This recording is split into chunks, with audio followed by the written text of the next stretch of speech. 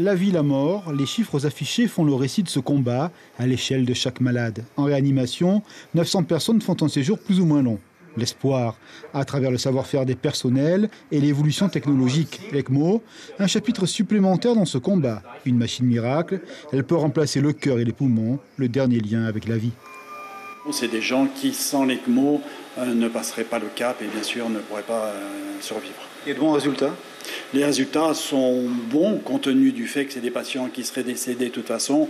En gros, c'est entre 50 et 60% selon les indications respiratoires, cardiaques, c'est à peu près ça. L'intégralité est donc fixée à la machine et c'est la machine qui fait fonctionner la pompe. Ici, il y a un espèce d'électroaimant qui fait tourner la pompe et donc qui propulse le sang à l'intérieur du circuit. Le professeur Combe, référence internationale, est présent cette semaine à Tahiti. Selon son expertise, une vingtaine de patients pourraient bénéficier de l'assistance de la machine. Il y a 18 mois, un malade australien a fait le voyage de Paris à l'Océanie. La fiabilité de la machine autorise de longs voyages, souvent nécessaires, pour transplanter.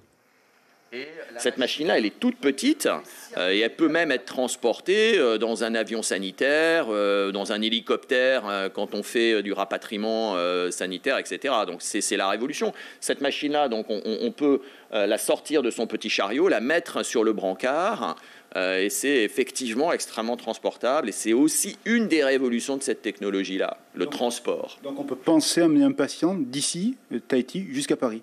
Exactement.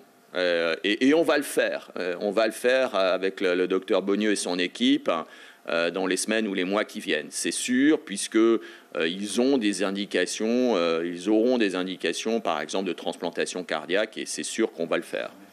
Une formation suivie avec engouement par les personnels de l'hôpital. L'ECMO, cette machine pour dépasser le clair-obscur de la vie qui hésite.